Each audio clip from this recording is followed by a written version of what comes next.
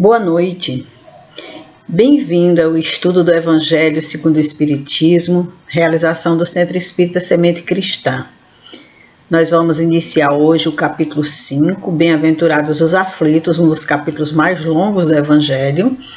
Faremos isso por etapas, mas inicialmente nós vamos rogar ao nosso Pai Maior as bênçãos de que necessitamos para esse momento, ao nosso Mestre amado Jesus, que nos trouxe esse Evangelho de amor para todos nós, e pedir à espiritualidade amiga, trabalhadora da nossa casa, que nos ampare, que nos assista nessa tarefa, de forma que a gente possa aqui trazer o ensinamento do Evangelho de uma forma esclarecedora, consoladora, conforme o que a doutrina espírita nos oferece.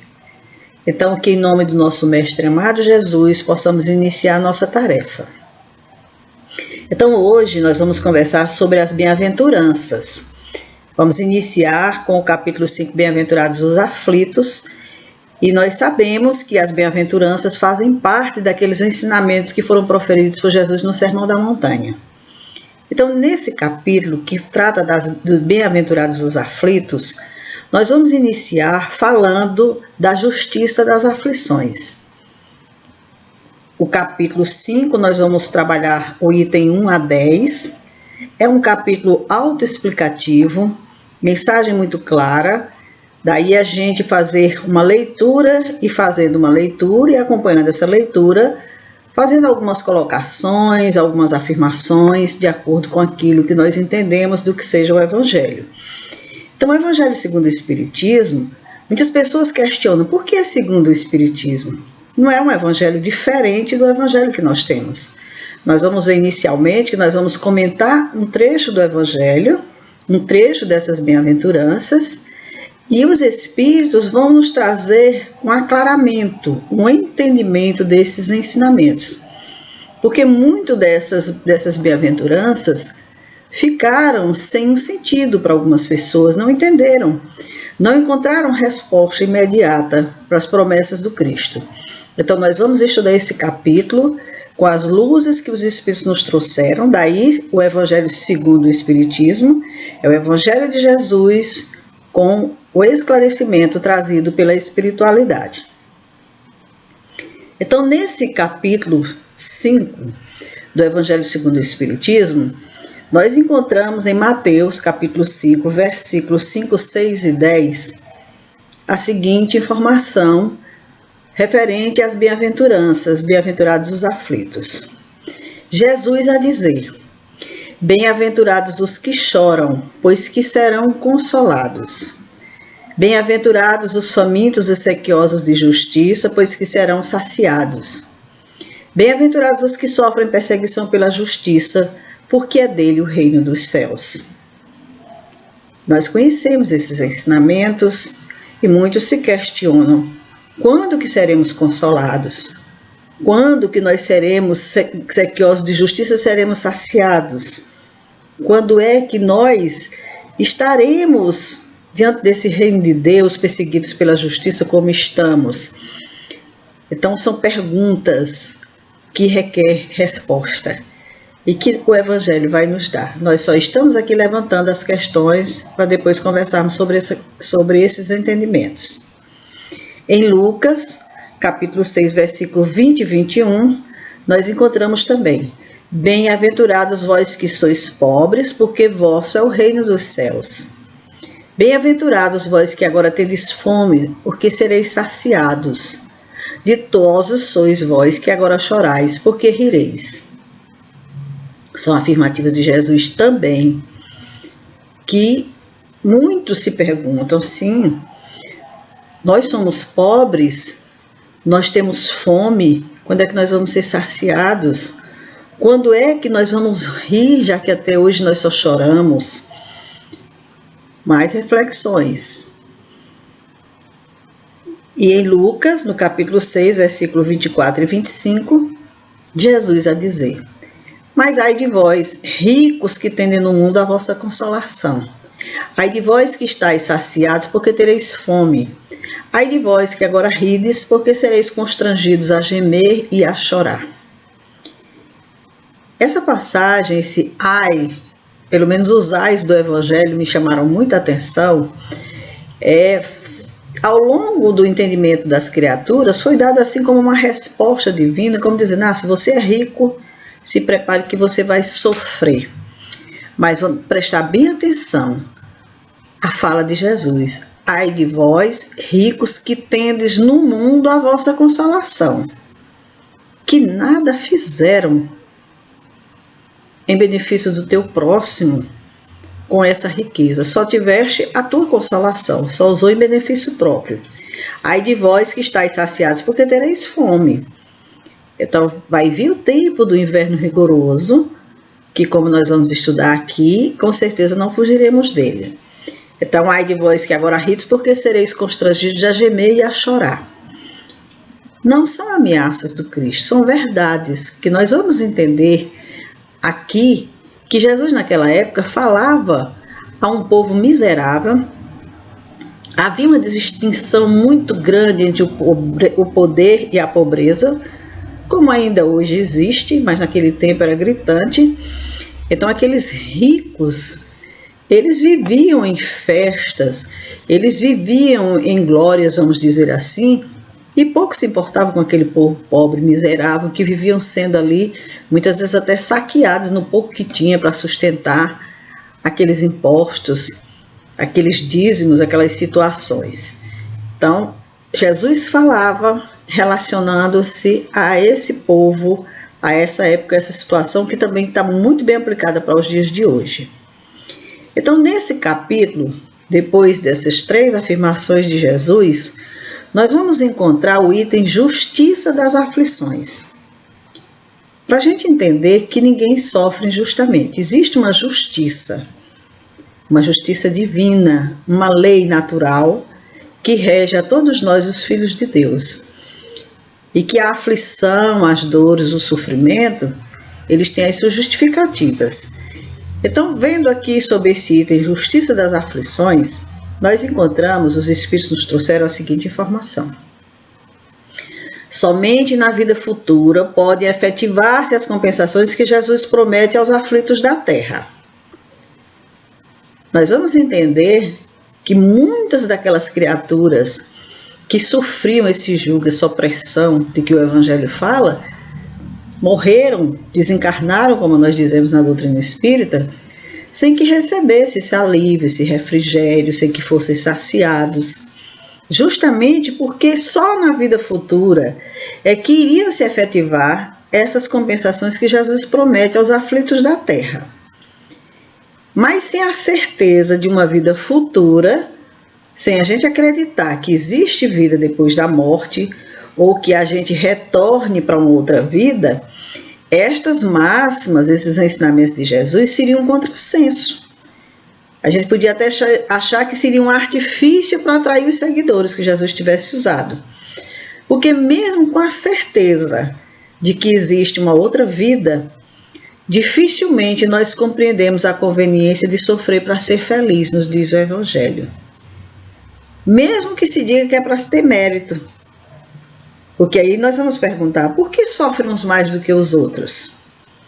Tudo bem, existe vida futura, então nós vamos ter a nossa compensação na vida futura, e nós estamos sofrendo para ter méritos, para conquistar melhorias, transformações espirituais, mas por que uns sofrem mais do que os outros?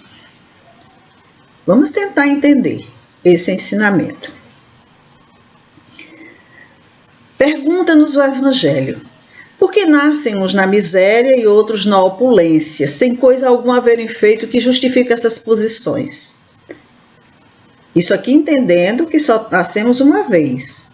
Então, por que só se nasce uma vez e uns nascem na miséria, outros nascem ricos, sem que eles nada tenham feito para merecer isso? Porque uns nada conseguem, ao passo que a outros tudo parece sorrir. Toda luta, toda dificuldade, nada se consegue. E outros não fazem muitos esforços e parece que tudo vem ao seu encontro. O que ainda menos se compreende é que os bens e os males sejam tão desigualmente repartidos entre o vício e a virtude, e que os homens virtuosos sofram ao lado dos maus que prosperam. É aquela situação que a gente vê, meu Deus, uma pessoa de bem que luta e não consegue, não conquista, não tem essa vitória. E é aquela criatura que a gente sabe que trabalha errado, que trabalha no erro. No entanto, tudo vem a ele. Por que Deus permite que os bons, os virtuosos, sofram ao lado dos maus que prosperam? Então, o Evangelho nos diz que a fé no futuro pode consolar e infundir paciência, mas não explica essas anomalias que parecem desmentir a justiça de Deus. E é uma verdade. Tudo bem, confiar no futuro, acreditar que existe uma vida melhor nos aguardando. Mas como é que se explica isso? Nós precisamos entender como é que as coisas funcionam. Como é que se explica essas desigualdades? Precisamos entender. Ainda continuando com o Evangelho, que, como eu disse, nós vamos fazer uma leitura e ao longo nós vamos enxertando aqui alguns conhecimentos, alguns ensinamentos. Desde que admita a existência de Deus, ninguém o pode conceber sem o infinito das perfeições. Ele necessariamente tem todo o poder, toda a justiça e toda a bondade, sem o que não seria Deus. Se é soberanamente bom e justo, não pode agir caprichosamente nem com parcialidade. Então, se eu acredito que Deus existe, se eu concebo que Deus é o Criador de tudo e de todas as coisas, eu também tenho que entender assim, onde fica a perfeição dele. Porque se ele é todo poder, se ele é todo justiça, se ele é todo bondade, se ele é todo misericórdia, e essas injustiças que estão por aí, tão flagrantes, que a gente vivencia ou que a gente observa, né? Se ele é bom, se ele é justo, ele não pode agir caprichosamente, simplesmente criando uns para sofrer e outros para ser feliz. Vamos entender que esse Deus, se ele tem falhas, se ele é vingativo, como nos foi apresentado no Antigo Testamento, não podemos considerá-lo um Deus verdadeiro. Porque o Deus verdadeiro, o Deus que Jesus nos apresentou, o Pai, ele é perfeito em todos os seus atributos. Logo, as vicissitudes da vida derivam de uma causa. E pois que Deus é justo, há de ser uma causa, de ter uma causa. Então, tudo que nos acontece, as nossas aflições, as nossas dores, os nossos sofrimentos, eles derivam de uma causa, eles acontecem por conta de alguma situação. E se Deus é justo, então tem que ser justo essa causa de dor e de sofrimento que nós trazemos, ou que muitos dos nossos irmãos trazem. Deus pôs os homens na direção dessa causa, e hoje, julgando suficientemente maduros para compreendê-la, lhes revela por meio do Espiritismo, isto é, pela palavra dos Espíritos.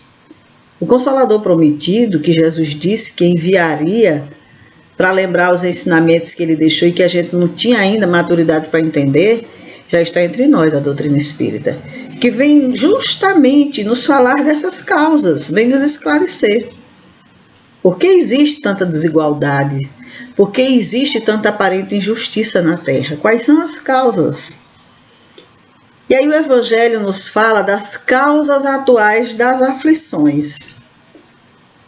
E aí nós já começamos a entender que existem causas de hoje, da atualidade, do momento em que estamos vivendo, da reencarnação que nós estamos experienciando. E nos diz que de duas espécies são as vicissitudes da vida, ou seja, de duas espécies são as causas das nossas aflições. Procedem de duas fontes bem diferentes. Então, os espíritos vão nos esclarecer sobre essas questões que até então atormentavam o nosso pensamento. Umas têm sua causa na vida presente, outras fora desta vida. Ou seja, Muitas são consequências naturais do caráter e do proceder dos que o suportam. Então, muitas das consequências das dores e dos sofrimentos que nós temos é consequência da nossa maneira de proceder diante da vida, no hoje, no agora. Pergunta o Evangelho: quantos homens caem por sua própria culpa? Quantos são vítimas de sua imprevidência, de seu orgulho e de sua ambição? Quantos se arruinam por falta de ordem, de perseverança, pelo mau proceder ou por não terem sabido limitar seus desejos? Quantas uniões desgraçadas, porque resultaram de um cálculo de interesse ou de vaidade e nas quais o coração não tomou parte alguma? Quantos conflitos e disputas infelizes se teriam evitado com um pouco de moderação e menos suscetibilidade? Então o Evangelho nos traz aqui um quadro de aflições provocados por nós, os seres humanos, quando nós, por culpa nossa, muitas vezes, somos imprevidentes, somos orgulhosos, somos ambiciosos e temos atitudes que vão nos levar à dor e a sofrimento. Tudo porque a gente quer assambarcar poder, a gente quer assambarcar respeito, situações de glória. E aí nos arruinamos. Estamos atraindo para nós dores no futuro. Então, por nossa própria imprevidência, nós vamos caindo. Nós vamos atraindo dores e sofrimentos para nós. Essa ruína por falta de ordem, de perseverança, por mal proceder, por não terem sabido limitar seus desejos. Às vezes a criatura adquire condições materiais e começa a se colocar numa condição em sociedade de muito desregramento, de esbanjar tudo aquilo, sem se dar conta de que está havendo mal proceder. E que com certeza, em determinado momento, alguma situação grave vai acontecer. As uniões que o Evangelho nos fala também, que muitas que não vão além, muitas que terminam em situações muitas vezes trágicas, ou de abandono, de desrespeito, tudo porque não foi fruto de um amor. Muitas vezes interesse, vaidades, que não tem sustentação na relação. Então termina acontecendo essas situações que nós chamamos de uniões desgraçadas, que muitas vezes alguém se arrepende amargamente de uma convivência que trouxe para si. Por quê? Porque o que prevaleceu foram algum tipo de interesse. De maneira nenhuma o coração ali tomou parte. E os conflitos e disputas infelizes que se teriam evitado com um pouco de moderação e menos suscetibilidade, responde por muitas situações, por muitos crimes, por muita violência, por muitas situações de ódio, de desejo de vingança, porque naquele momento daqueles conflitos, daquelas disputas, não houve moderação, não houve sensibilidade e extravasaram para situações grotescas, situações de violência que feriram, que machucaram. Então tudo isso são aflições que nós aqui, agora, estamos buscando para nós. Quantas doenças e enfermidades decorrem da intemperança e dos excessos de todo gênero? Basta que a gente cite alguns vícios: o fumo, a bebida, o excesso de alimentação.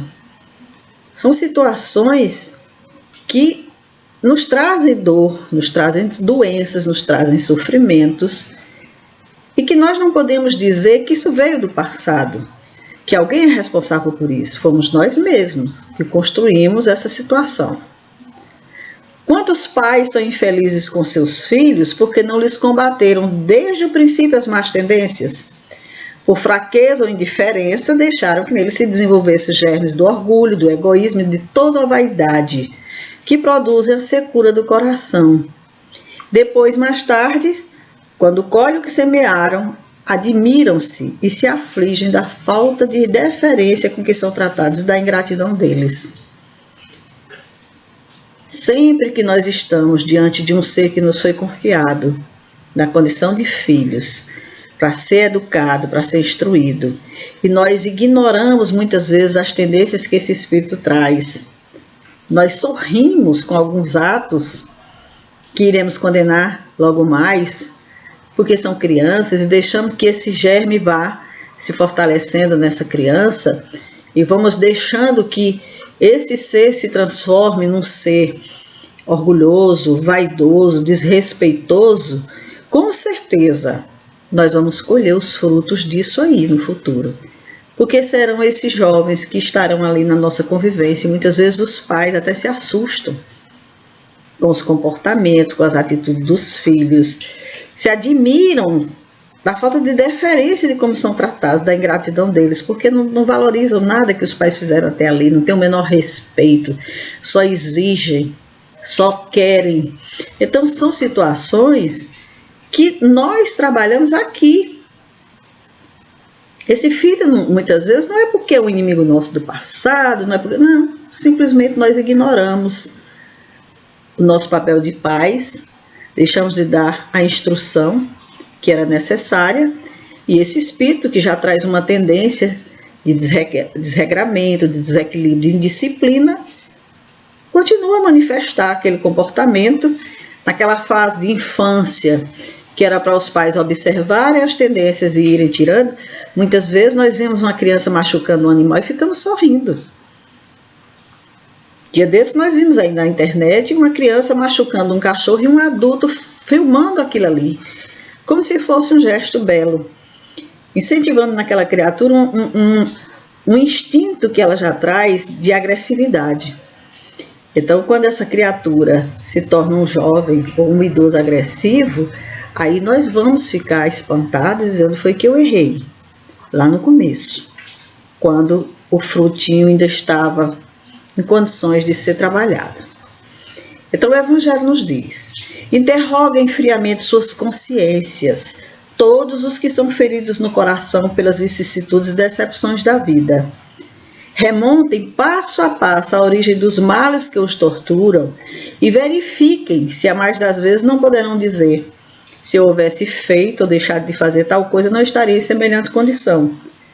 A quem então há de o homem responsabilizar por todas essas aflições, senão a si mesmo? Pergunta o Evangelho.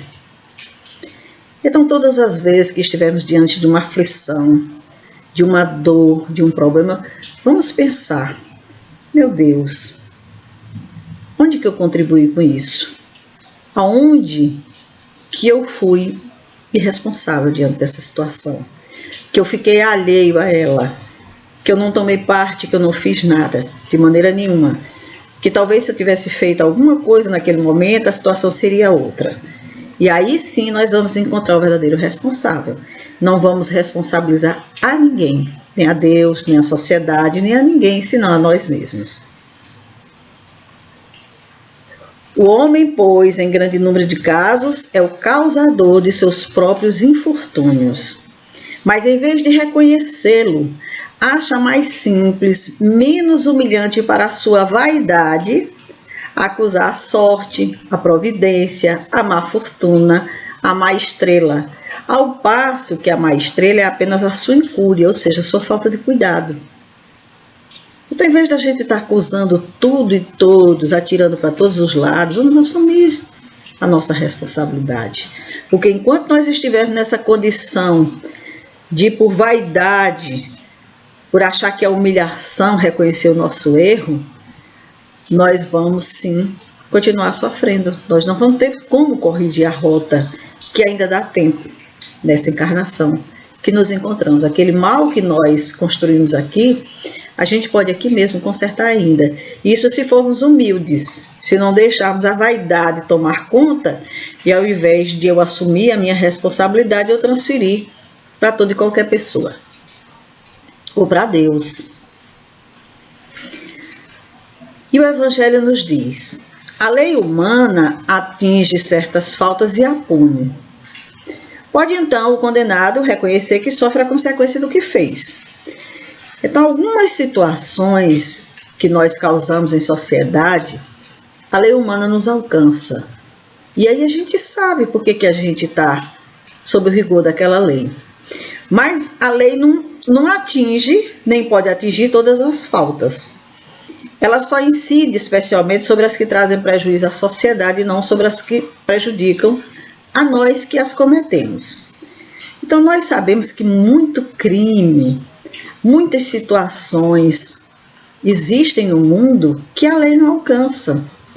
E que aquele devedor acha que está passando em brancas nuvens. Mas a lei de Deus, ela não. Deus quer que todas as suas criaturas progridam e, portanto, não deixe impune qualquer desvio do caminho reto. Inclusive, aquele desvio que cometemos contra nós mesmos. Porque a lei humana, ela pune tudo que a gente comete de errado em sociedade contra o outro. A lei divina alcança esses débitos e também aqueles que fazemos contra nós mesmos. Como nós vimos aí, muitas vezes, por conta dos nossos desregramentos, dos nossos vícios, nós sofremos aflições, nós adoecemos, nós contraímos doenças graves. E por conta dessas situações, muitas vezes nós voltamos para responder por esse desregramento. Então a lei de Deus alcança tudo. Nenhum desvio do caminho reto fica sem a aplicação da lei divina.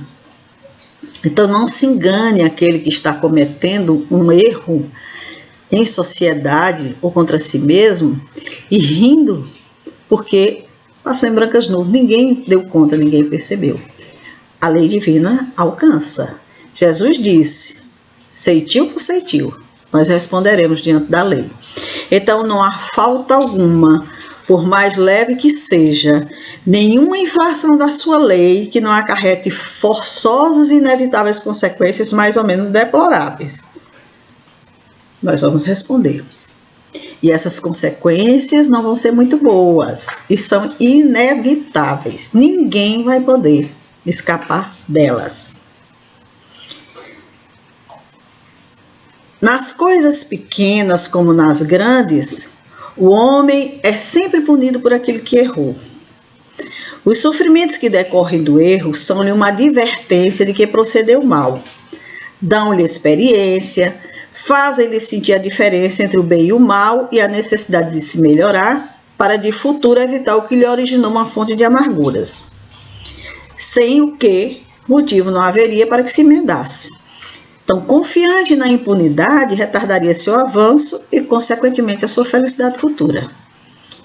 Por isso que a lei nos alcança tanto nas pequenas como nas grandes coisas, porque são erros que nós cometemos. E esse alcance da lei é justamente para nos advertir que nós procedemos mal. Vão nos dar experiência. Porque quando nós compreendemos que erramos e quando nós refazemos o nosso erro, nós adquirimos experiência. E aí nós sabemos que aquele tipo de erro não devemos cometer. Porque ele vai nos trazer complicações, vai nos trazer consequências. Então essa necessidade de nos melhorarmos para o futuro, que Deus entende que precisamos sim melhorar para o futuro, vai nos trazer justamente essa aplicabilidade da lei que vai nos levar sempre, sempre a corrigirmos a nossa rota. Aonde erramos, retornamos para refazer. É como se fosse um pai vigilante que está ali com o filho, observando que ele está cometendo uma situação errada e diz, volte lá e conserte aquilo ali. Você derrubou aquilo ali, levante e coloque no lugar. Você estragou isso aqui, pois coloque aqui, vamos aprender que você vai ficar sem isso aqui, porque você não soube usar e tudo mais. Então, se nós fazemos isso aqui, Deus, que é um pai muito mais vigilante, com muito mais amor a todos nós, também cuida muito bem de todos nós. Porque se nós esquecermos, se nós deixarmos passar esses erros, essas falhas, o que vai acontecer? Essa criatura vai se atrasar. ela vai estar no erro sempre porque ela acha que não teve nenhuma importância. E a lei divina nos traz, nos leva, não permite que a gente se atrase dessa forma. Mas nos diz o Evangelho que a experiência algumas vezes chega um pouco tarde. Muitas vezes a gente aprende já quando está no fim da vida, que a gente vai ver, meu Deus, quanto erro, quanta falha, eu não devia ter feito isso, isso foi errado.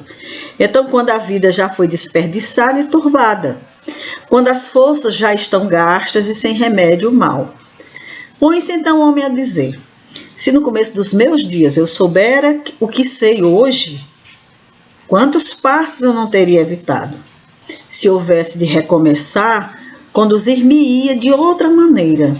No entanto, já não há mais tempo.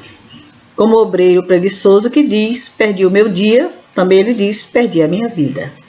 Então tem muita gente que não acredita na reencarnação, não acredita na vida futura, e que muitas vezes no final do dia, dos anos, começa a refletir sobre os seus passados, sobre os seus erros, e diz, meu Deus, se eu fosse começar tudo novamente, eu não faria isso novamente. Foi errado, não me trouxe nenhum benefício, não me trouxe nenhum bem. Mas fazer o que agora? Já está no fim da vida, não posso mais fazer nada. Esse é o entendimento daquele que acredita que Deus só lhe deu aquela oportunidade. Contudo, assim como para o obreiro o sol se levanta no dia seguinte, permitindo-lhe reparar o tempo perdido, também para o homem, após a noite do túmulo, brilhará o sol de uma nova vida, em que lhe será possível aproveitar a experiência do passado e suas boas resoluções para o futuro. Que maravilha! Deus nos conceder uma nova oportunidade para que a gente possa refazer o aprendizado, para que a gente possa se recompor, para que a gente possa se sentir de cabeça erguida diante de Deus, diante da gente mesmo, diante daqueles a quem ferimos, a quem magoamos. Mas de que forma isso se dá? De que forma a gente pode fazer isso? Se não com a condição do retorno. E é justamente nesse retorno que acontecem as causas anteriores das aflições, que é o que nós vamos ver agora no estudo do Evangelho. Nos diz, mas se há males nessa vida, cuja causa primária é o homem, outros há também, aos quais, pelo menos na aparência, ele é completamente estranho, e que parece atingi-lo como por fatalidade.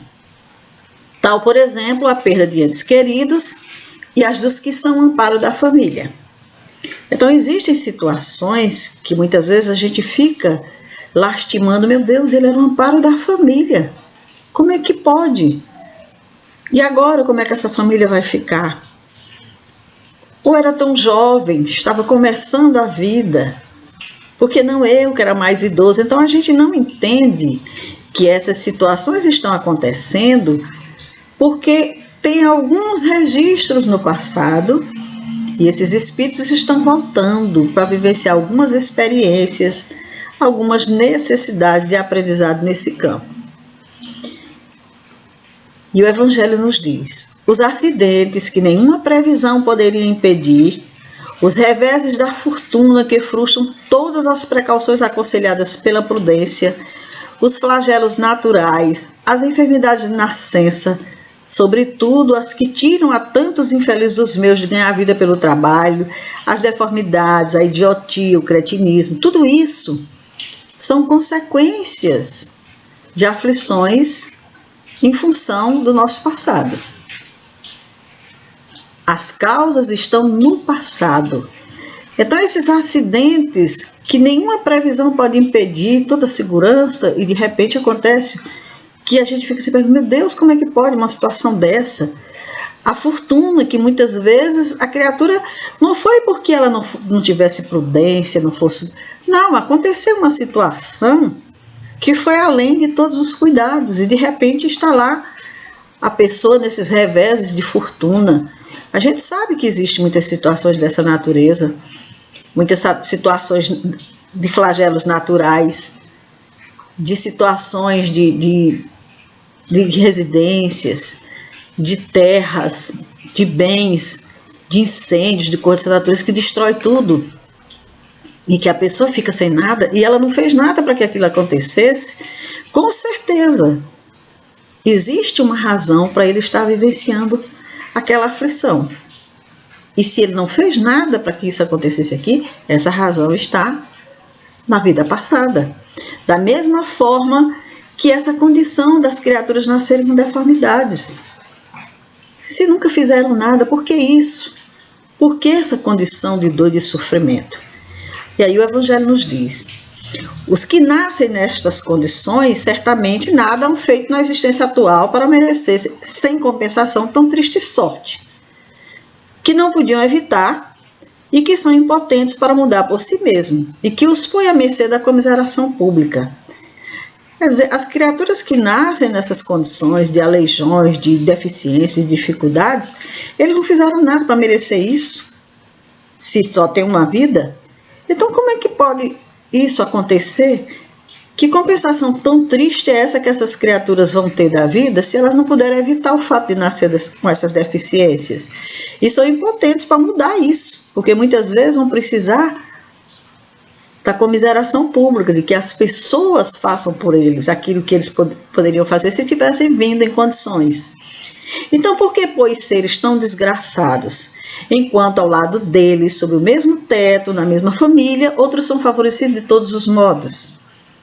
Como é que a gente vai explicar uma deficiência num filho e o outro perfeito? Que justiça é essa que está trabalhando essas situações dentro dos nossos lares? Se só temos uma vida, não tem explicação. Mas se nós formos buscar no passado, numa vida futura, nós teremos sim. Que dizer, enfim, dessas crianças que morrem em tenra idade e da vida só conheceram sofrimentos? Por que isso? Qualquer pai, qualquer mãe vai se perguntar: meu Deus, o que meu filho fez para merecer tanta dor, tanto sofrimento? Problemas são esses que ainda nenhuma filosofia pode resolver. Anomalias que nenhuma religião pode justificar e que seriam a negação da bondade, da justiça e da providência de Deus, se verificasse a hipótese de ser criada ao mesmo tempo a alma e o corpo, e de estar alguma sorte irrevogavelmente determinada após a permanência de alguns instantes na Terra. Então, nenhuma filosofia responde isso, senão a doutrina espírita, que é ciência, filosofia e religião. Nenhuma religião pode também justificar isso, porque dizer é da vontade de Deus é muita perversidade de Deus, não da vontade. Fazer isso com o meu filho, com esse meu filho e com esse outro não. Então, não é da vontade de Deus, foi da nossa vontade, quando nós estávamos vivenciando em desregramento, em disciplinas, e que agora nós estamos retornando, respondendo ceitil por aquilo que cometemos.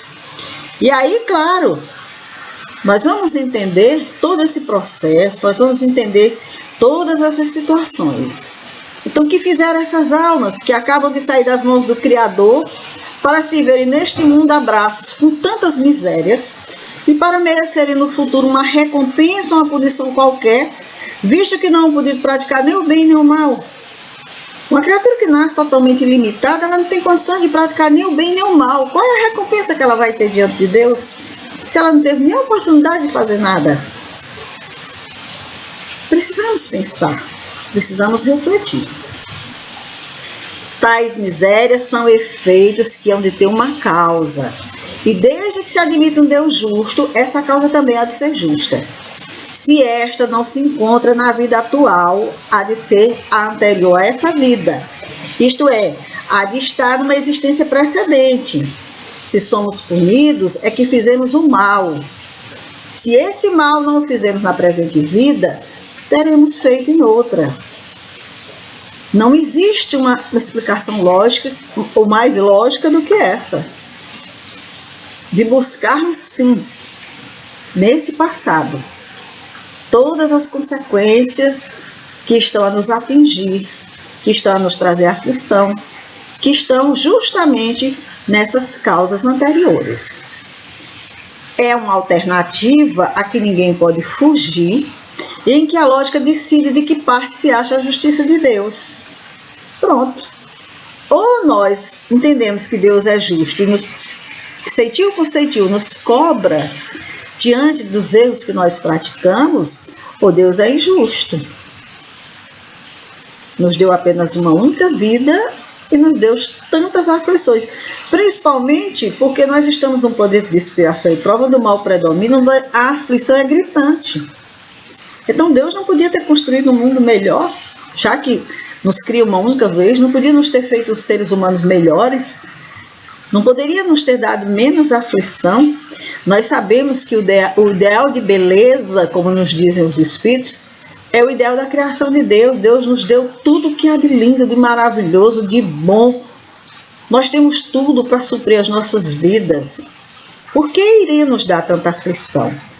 De maneira nenhuma. Nos deu livre-arbítrio. Isso sim, a capacidade de escolha. E como nós, nos nossos estados de ignorância espiritual, ainda não sabemos escolher, por vezes a gente escolhe alguns caminhos errados. Então ele nos permite retornar, retomar o caminho, refazer o aprendizado, e com isso nós vamos seguindo. Vamos nos melhorando, vamos nos aperfeiçoando e com certeza vamos nos tornando seres melhores. O homem, pois, nem sempre é punido, ou punido completamente na sua existência atual, mas não escapa nunca às consequências de suas faltas. A prosperidade do mal é apenas momentânea. Se ele não extirpar hoje, se ele não aprender hoje, ele vai aprender amanhã. Ao passo que aquele que sofre está aprendendo com o seu passado. Então, se nós estamos aqui fazendo e aprontando e nada acontece, isso é momentâneo. Nós vamos com certeza enfrentar as consequências de tudo isso. Assim como os nossos irmãos que já estão sofrendo, já estão realizando o aprendizado deles. Já estão aprendendo com a dor. Então, os sofrimentos devidos às causas anteriores à existência presente, como os que se originam de causas atuais, são muitas vezes a consequência da falta cometida. Isto é, pela ação de uma rigorosa justiça distributiva, sofre o que fez sofrer aos outros.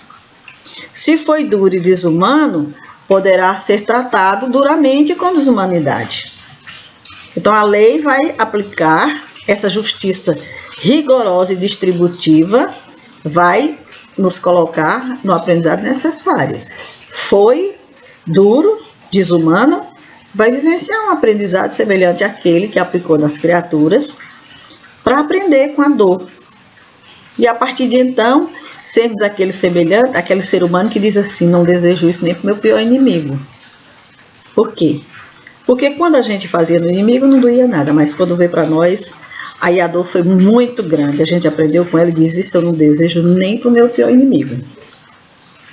Então, se for orgulhoso, poderá nascer em humilhante condição. Se foi avaro, egoísta ou se fez mau uso de suas riquezas, poderá vir privado do necessário. Se foi mau filho, poderá sofrer pelo procedimento de seus filhos. Então, a cada situação que ele vai vivenciar, cada experiência, vai estar relacionada com o aprendizado necessário àquele ser, àquele espírito. Assim se explicam pela pluralidade das existências e pela destinação da Terra como mundo expiatório, as anomalias que apresenta a distribuição da aventura e da desventura entre os bons e os maus neste planeta.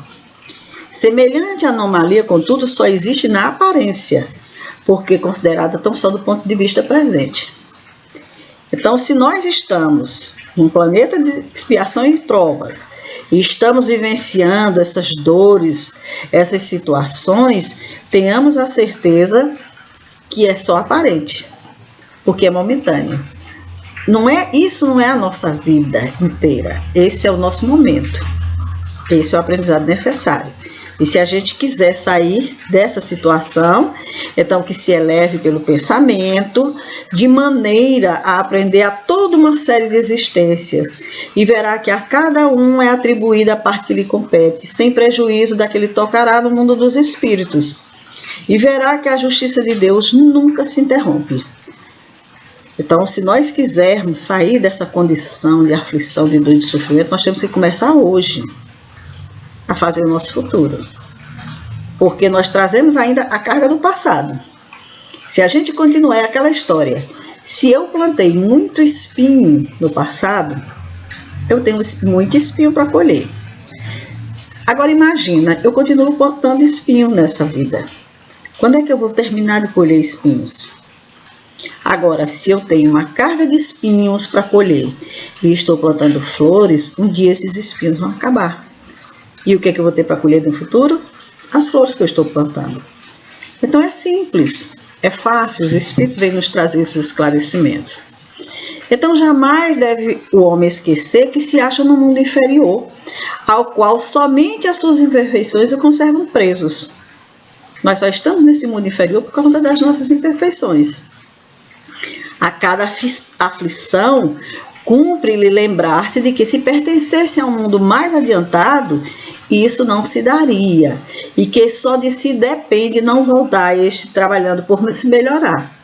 Então, se eu não quero mais ficar nesse mundo, pois eu faço esforços por me melhorar, para merecer um mundo melhor. Do contrário, eu aqui vou permanecer. E para os espíritos que estão na condição grosseira ainda, de desordem e desequilíbrio, essas aflições são impostas.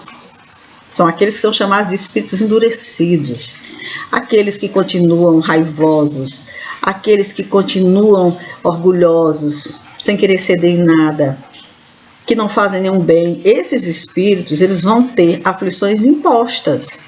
Eles vão reencarnar em situações de dor e de sofrimento imposto. Não é porque eles querem, não é porque eles pediram, não é porque eles necessitam, é porque eles merecem. É o aprendizado necessário.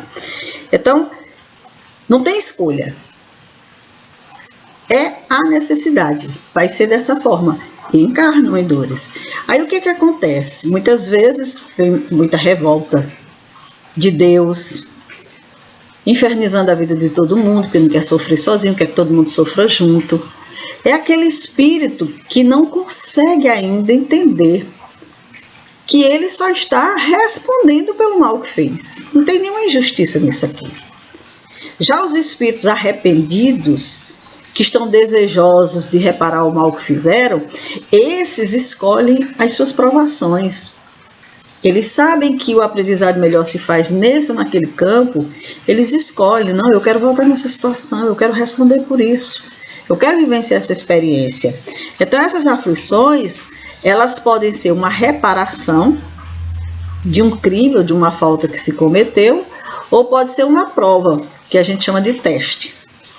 Nós podemos encarnar em situações de dor e de sofrimento para aprender a lição da dor que nós impusemos ao outro, para realizar esse aprendizado em nós, que seria aí no caso uma expiação, que nós já falamos que pode ser imposta se a criatura é endurecida, que pode ser uma escolha se eu já estou compreendendo, já estou me arrependendo dos meus erros, e pode ser uma prova, um teste. Quer dizer, eu já expiei minha falta, eu já devolvi ao outro, eu já vivenciei a dor que eu fiz o outro sofrer. Isso aí eu já sei que não se deve mais fazer ao ser humano. Agora eu vou ter um teste. Agora eu vou ter uma reencarnação, aonde eu vou estar diante daquela criatura que eu fiz mal, e agora eu vou fazer o bem para ela. Naquela sociedade que eu pratiquei o mal, agora eu vou ser um elemento do bem naquela sociedade. Isso é um teste, para ver se nós realmente aprendemos a lição. É como se fosse uma prova. Então isso vai influenciar o nosso futuro. Se nós formos bem na prova, nós vamos passar de ano. Se nós formos bem na encarnação, em que nós trouxemos essa aflição como um teste, como uma prova, nós vamos avançar, com certeza.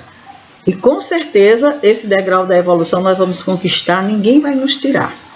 Então nem todo sofrimento suportado nesse mundo denota a existência de uma determinada falta. Muitas vezes são simples provas buscadas pelo Espírito para concluir essa depuração e ativar o seu progresso. Então nem todo mundo que está sofrendo, então aquele aleijado ali é porque ele errou? Não, ele pode ter pedido aquela prova de dor, de sofrimento para avançar na evolução dele. É a mesma coisa de um aluno que está fazendo uma faculdade que diz assim: eu vou me avançar, eu vou fazer a minha pós-graduação junto. Eu não terminei esse curso ainda não, mas eu vou fazer esse outro curso que vai me possibilitar, quando eu terminar aqui, eu já estar avançado. Então, da mesma forma, é essa escolha do espírito. Quando ele escolhe, muitas vezes, uma situação de aflição, de dor, para evoluir mais rápido. Então, os espíritos nos dizem que a expiação, ou seja, aquela reparação que a gente ou escolhe ou é imposto, serve sempre de prova. Claro, nós vamos ser testados naquele momento. Mas o teste ou a prova não é uma expiação, não. Quando nós vimos para fazer o bem a alguém, para restituir em bem isso aqui, não é expiação, não. Eu já estou me capacitando a mudar de plano, me melhorar. Eu já estou buscando, dentro, mesmo com dificuldade, porque muitas vezes eu vou ter que devolver o bem a alguém que eu fiz o mal, e essa pessoa não vai aceitar a minha oferta, porque ela não me reconhece como sendo aquele ser de hoje, sim do passado. E aí muitas vezes a gente percebe essa luta, essa dificuldade muitas vezes de pais e filhos, de irmãos, de amigos, aonde um se doa e o outro não aceita, não cede. Então é uma prova muito difícil, que se a criatura superar, se a criatura continuar com fé, com amor, com humildade, ela vai vencer, com certeza. E aí, quando ele chega a um certo grau de elevação, desejoso de se adiantar mais, ele solicita uma missão, uma tarefa, e a espiritualidade concede, para que ele venha, para que ele se prove a si mesmo. Deus permite, Deus dá essa oportunidade. Então, pessoas de instintos naturalmente bons, de alma elevada, de nobres sentimentos, que parece de nada de mal haverem trazido de suas precedentes existências e que sofrem com resignação toda cristã as maiores dores, somente pedindo a Deus que possam suportar sem murmurar. Nós encontramos pessoas assim na encarnação. Meu Deus, uma pessoa tão boa, por que sofre tanto? E é tão resignada, tão conformada? São espíritos que têm consciência da sua necessidade, pedem a Deus e ali estão realmente realizando a sua missão. Então nós podemos considerar como expiação, nos diz o Evangelho, ou reparação, as aflições que provocam queixas e que impelem o homem à revolta contra Deus. Então, quando nós vemos uma criatura numa situação agravante de dor, de sofrimento, e que reclama, e que inferniza a sua vida e a dos outros, que responsabiliza Deus, essa criatura ela está numa expiação forçada, ela não queria estar naquela condição. Mas foram tantos os erros, os desacertos, que a lei não permitiu mais escolha. Agora é imposto a ele aquele aprendizado. Sem dúvida, o sofrimento que não provoca queixumes pode ser uma expiação, mas é indício de que foi buscada voluntariamente e que constitui prova de forte resolução, o que já é sinal de progresso. Então aquele sofrimento, aquela dor em que a criatura já não reclama, já não vive sofrendo, provocando situações difíceis onde se encontra, já é um sentido de que ela buscou aquela experiência e que ela está ali resoluta porque sabe que dali vai resultar o progresso. Então os Espíritos nos dizem que não podemos aspirar à completa felicidade enquanto não se tenham tornados puros. Qualquer mácula lhes interdita a entrada no mundo dos ditosos. São como os passageiros de um navio onde há pestosos, aos quais se vede o acesso à cidade que aportem até que hajam expurgado. Então, nenhum de nós, seres humanos encarnados aqui na Terra, podemos aspirar a essa completa felicidade enquanto não estivermos nos tornados seres puros. Enquanto houver mácula, ou seja, enquanto houver situações de erro, de desacerto com a lei de Deus, com o outro ou comigo mesmo, nós não teremos acesso a esses mundos ditosos. Nós não teremos essa felicidade que a gente vive sonhando, decantando e esperando que caia do céu, de jeito nenhum. E aí os Espíritos fazem essa comparação. É como se nós estivéssemos aqui na Terra num navio pestoso. Está vedado acesso a qualquer cidade, a qualquer local, enquanto a gente não se purifique, enquanto a gente não se melhore. Então, mediante as diversas existências corpóreas, é que os espíritos vão eliminando pouco a pouco suas imperfeições. As provações da vida os fazem adiantar-se quando bem suportadas. Como expiações, ou seja, reparações, elas apagam as faltas e purificam. São o remédio que limpa as chagas e curam o doente. Então nós precisamos muito dessas várias reencarnações que Deus nos permite, porque pouco a pouco é que a gente vai se aperfeiçoando, pouco a pouco é que a gente vai resgatando os nossos débitos, é que a gente vai se melhorando. Então nós vamos, ao longo dessas vivências, apagando essas faltas que nós cometemos. Deus vai nos dando essa oportunidade e a gente vai se transformando num ser humano melhor, de tal forma que lá na frente não vão reconhecer naquele espírito angelical aquele ser lá do passado. Nós não sabemos o nosso passado, nem nos interessa. Interessa o nosso futuro.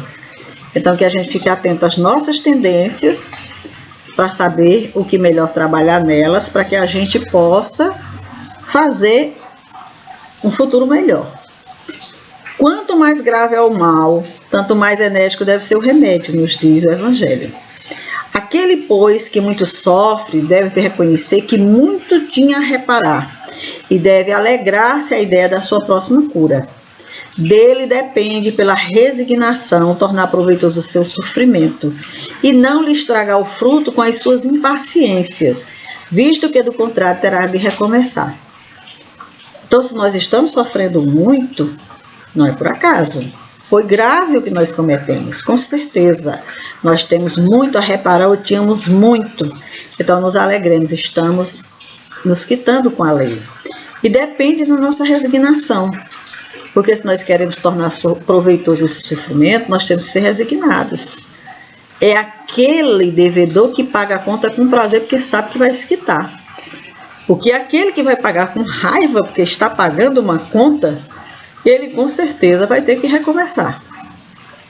O aprendizado não se fez e a lei não vai permitir que ele avance sem esse aprendizado. Então, meus irmãos, esse é o ensinamento que o livro do Evangelho segundo o Espiritismo nos traz. Tudo que nós conversamos aqui se reporta àquelas 3 passagens do Evangelho, bem-aventurados os aflitos, que nós iniciamos, e que os Espíritos nos trouxeram todas essas luzes, todos esses esclarecimentos. Daí recomendamos: adquira o livro do Evangelho segundo o Espiritismo, conheça esses ensinamentos. Se você tem dúvidas sobre algumas passagens do Evangelho, se não entendeu, o Evangelho segundo o Espiritismo com certeza vai te esclarecer. E convidamos, continue conosco. Sexta-feira, 19h30, se Deus quiser, estaremos aqui no outro momento, trazendo agora, desse mesmo capítulo Bem-aventurados os aflitos, os itens esquecimento do passado e motivos de resignação. Muitas pessoas perguntam, por que a gente não lembra o que a gente foi no passado? Vamos estudar para a gente entender por que a gente esquece o passado e por que é tão importante sermos resignados. Então, encerramos aqui o nosso estudo de hoje. Esperamos sinceramente que as lições do Evangelho tenham lhe esclarecido, tenham lhe confortado, assim como esclarece e conforta a nós. E desejando uma boa semana, um bom final de semana, que estejamos, se Deus quiser, logo logo num novo momento de estudo. Pedindo a Deus bênçãos, amparo, proteção para os nossos irmãos em humanidade, para esse momento que nós estamos vivendo, para todos os espíritos que estão reencarnando, retornando à pátria espiritual nesse momento, sem entender ainda o porquê de estarem retornando, muitos até achando que estão retornando antes da hora, cada um no seu momento, com certeza. Que a misericórdia divina ampare, alcance, assista a todos. E que a bênção de Deus, o amor do nosso Mestre amado Jesus nos envolva os nossos lares. E que a gente possa ter uma semana de reflexão, pensando nas nossas aflições. São atuais, são do passado. O que nós podemos fazer? O Evangelho com certeza vai nos orientar, nos esclarecer. Muita paz a todos.